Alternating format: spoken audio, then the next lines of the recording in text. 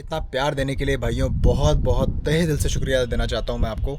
लेकिन आपको साथ ही साथ ये भी चीज़ बता देना चाहता हूं कि इटली में और स्पेन के अंदर इस टाइम पर सबमिशंस अब मैं और एक्सेप्ट नहीं कर सकता, क्योंकि मेरे पास ऑलरेडी ही मेरे B2B पार्टनर्स के थ्रू और बहुत सारे डायरेक्ट एप्लीकेशंस मेरे पास में आ चुके हैं। तो इटली के लिए दोस्तों अगर आप अप्लाई करना चाहते हैं मेरे साथ में तो सॉरी, आप इटली के लिए अप्लाई नहीं कर सकते।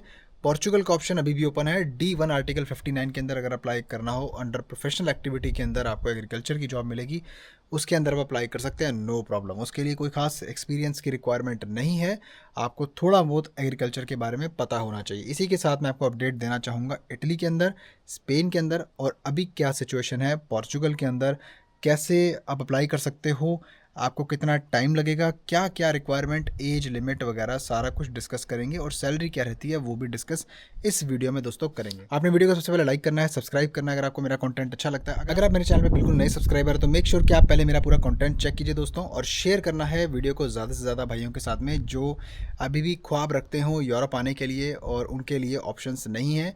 उनके लिए ऑप्शंस मैं आपको बताने जा रहा हूँ। जो बेस्ट ऑप्शन है वो इस टाइम पर ये चल रहा है। अगर आपके पास में अगर स्किल नहीं है तो भी आप अप्लाई कर पाएंगे। ऑलरेडी बता चुका हूँ। इंस्टाग्राम पे फॉलो करने का लिंक आपको डिस्क्रिप्शन में मिलेगा दोस्तों, उसके ऊपर आपने क्लिक करना है और ऑटोमेटिकली मेरी प्रोफाइल खुल जाएगी। डिस्क्रिप्शन में आप चेक कर सकते हैं। और मेरे साथ में किसी भी प्रोडक्ट्स एंड सर्विसेज को अवेल करने के लिए आपने मेरे साथ में एक कॉल बनानी है, जिसका लिंक आपको नीचे कमेंट में दिया हुआ है। सबसे पहले वाला कमेंट मेरा है, आपने क्लिक करना है, दिन सेलेक्ट करके अपने दिए हुए टाइम जोन के अनुसार आपने कॉल बनानी है। गूगल मीटिंग ऐप डाउनलोड कर लेना है और टाइम पर आना है। टाइम पर ज़रूर आना है दोस्तों कॉल के ऊपर। टाइम पर अगर आप नहीं आते मैं वेट करूंगा तो ऐसे अच्छा नहीं लगता, तो मजबूरन कॉल को मार्क डस्ट कंप्लीट करना पड़ेगा और सिस्टम में ऐसा ऑप्शन नहीं होता कि मैं आपको रीशेड्यूल की रिक्वेस्ट दे पाऊंगा, ठीक है। तो इसलिए ये बात आपने ध्यान रखनी है। इसके अलावा अगर आप मेरी चैनल की मेंबरशिप लेना चाहें तो उसके लिए आप ज्वाइन बटन पर क्लिक करके एक मंथली अमाउंट जो है सब्सक्राइब करके अपने भाई को सपोर्ट कर सकते हैं अच्छे काम के लिए। Thank you very much. सबसे पहले भाइयों यहाँ पर मैं आपको इटली की अपडेट देना चाहता हूँ। यार इटली के अंदर मेरा भाई सिस्टम ऐसा है कि इटली के अंदर जो है ना मेरे पास में सबमिशंस बैक टू बैक इतनी ज़्यादा आए कि अब इस समय मतलब जो है मुझे थोड़ा सा होल्ड करना पड़ रहा है। बिकॉज देखो क्या होता है ना कि अगर हम एक एम्प्लॉयर के साथ में बैक टू बैक इतनी सारी एप्लीकेशंस लगा देंगे तो फिर आगे आगे रिफ्यूज़ल आने का डर हो जाता है और वर्क परमिट भी नहीं निकलता है ना। तो ये भी बहुत इंपॉर्टेंट फैक्टर है एक। तो इसीलिए इटली के लिए इस टाइम पे थोड़ा मैंने होल्ड किया है, अभी मैं नहीं और करना चाहता, क्योंकि मैं ये नहीं सोचता कि भाई हाँ जी एक एम्प्लॉयर है और अपना जो है उसके साथ में ही भाई एकदम एप्लीकेशंस पूरी भर दो। नहीं, हम ट्राई करते हैं कि मल्टीपल ऑप्शंस के अंदर एक्सप्लोर करने के लिए, क्योंकि जिन्होंने अब अप्लाई करना था फ्यूचर में भाई अब आप वेट करो, है ना। अब आप होल्ड करो या तो फिर आप पोर्चुगल के लिए अप्लाई करो, उसकी रिक्वायरमेंट अभी बताऊंगा आपको। स्पेन के अंदर भी ऐसे ही हुआ दोस्तों। स्पेन के अंदर भी बैक टू बैक एप्लीकेशन आना स्टार्ट हो गई और मजबूरन हमको जो है उसका भी प्रोसेस होल्ड करना पड़ा। बिकॉज बहुत सारे लोग ऐसे हैं जो पहले से वेट कर रहे थे और जिनके भाई वगैरह ऑलरेडी पहुंच चुके हैं या जो ऑलरेडी काम कर रहे हैं भाई, है ना, वो भी ये चाहते हैं कि भाई हमारे जो रिलेटिव्स हैं वो भी आएँ, या वो सब फिर जो क्या होता है ना कांटेक्ट कर लेते हैं यार मुझे। तो इसलिए जो है उसके लिए फिर जगह नहीं बचती नए एप्लीकेंट्स के लिए। तो इसलिए मेक श्योर कि अगर आप अप्लाई करना चाहते हैं तो तुरंत ही उस टाइम पर जब मैंने आपको वीडियो डाल के बताया है तो आप कॉल बना के तुरंत ही मेक श्योर अप्लाई कर दीजिए। Now coming to Portugal. Portugal के अंदर दोस्तों D1 आर्टिकल 59 के अंदर प्रोफेशनल एक्टिविटी है, जिसके अंदर आपको एग्रीकल्चर वर्क के अंदर जॉब मिलेगी। इसमें एम्प्लॉयर आपकी रिस्पॉन्सिबिलिटी लेता है दोस्तों अकोमोडेशन की, with the possibility of meal bonus या फिर मील्स, वन टाइम मील या मील बोनस, वो एम्प्लॉयर के ऊपर है। अगर एम्प्लॉयर चाहेगा तो आपको 13 या 14 सैलरी देगा पूरे साल की, वो एम्प्लॉयर पर डिपेंड करता है। पर एज़ पर लेबर लॉ 13 या 14 सैलरी आपको मिलती है, यानी कि आपको 12 सैलरीज तो पूरी मिलती हैं पूरे साल के अंदर, लेकिन आपको एक एडिशनल सैलरी पूरे एक सैलरी के साथ में, यानी कि डबल सैलरी साल में एक बार या डबल सैलरी साल में 2 बार मिलने का इसमें ऑप्शन होता है। इसके अलावा दोस्तों आपको जो सैलरी मिलती है वो कम होती है पोर्चुगल के अंदर। 870 यूरोज़ की मिनिमम बेस पे होती है जो आपको इन हैंड मिलती है, ठीक है।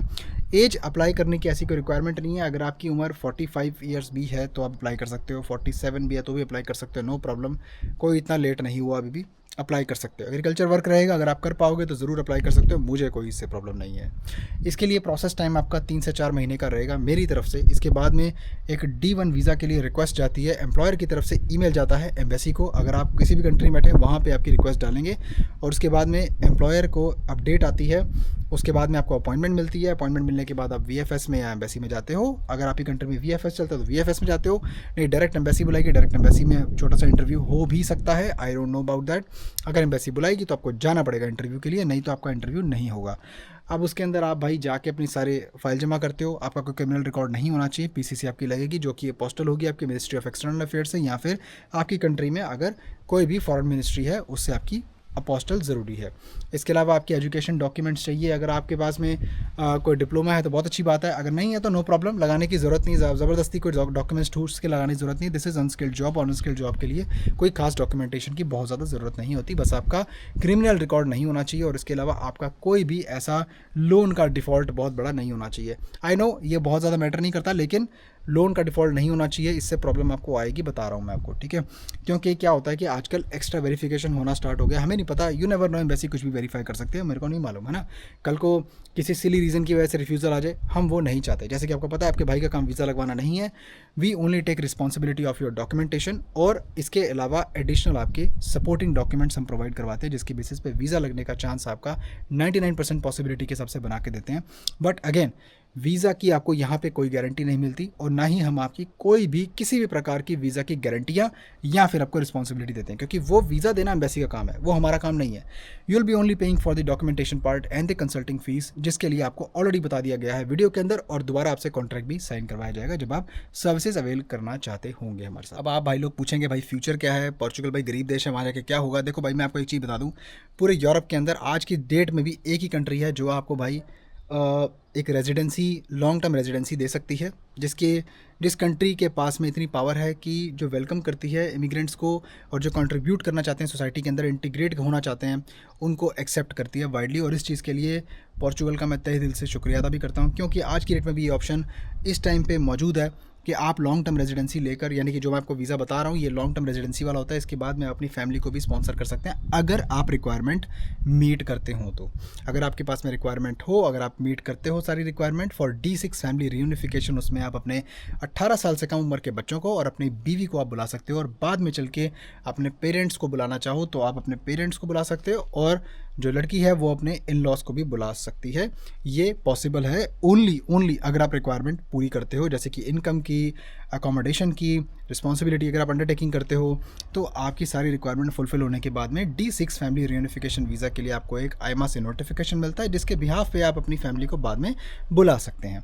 तो ये है सिंपल सा प्रोसेस, साधारण सा। अगर आपने अप्लाई करना है तो आप मेरे साथ में कॉल बना के बात कर सकते हैं फॉर मोर क्लैरिफिकेशन। अगर आपको कोई वीज़ाज़ वगैरह देखने हैं, अगर आपको कोई रिजल्ट्स देखने हैं, तो आप बेहिचक मेरे से कॉल पर पूछ सकते हैं। मैं आपको अपने कैंडिडेट्स के, अपने क्लाइंट्स के, आपको मैं टेस्टिमनीज़, रिजल्ट्स जो भी चाहते हैं आप, सबमिशंस वगैरह सब दिखाऊंगा, नो प्रॉब्लम, ठीक है।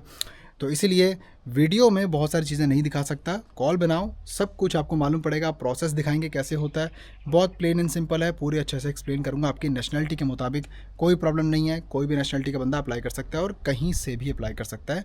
मेरे लिए आप कहीं भी बैठे हो, नो प्रॉब्लम, आपको कोई भी किसी भी तरीके की प्रॉब्लम नहीं आएगी दोस्तों, ठीक है। बाकी वीडियो को लाइक करना है, सब्सक्राइब करना है सारे कंटेंट के लिए, शेयर करना है किसी और भाई के साथ में, इंस्टाग्राम पर फॉलो कर लो। इसके अलावा कॉल बनाने का लिंक आपको कमेंट्स में दिया हुआ है, अपने क्लिक करना है, दिन सेलेक्ट करके अपने टाइम जोन के अनुसार अपने कॉल बनानी है और गूगल मीटिंग ऐप पर ज्वाइन करना है दोस्तों। मिलता हूं आपको फिर किसी और शानदार कंटेंट में, तब तक के लिए अपना बहुत सारा ख्याल रखिए, अपने भाई को दुआ में याद रखिए, बाय बाय।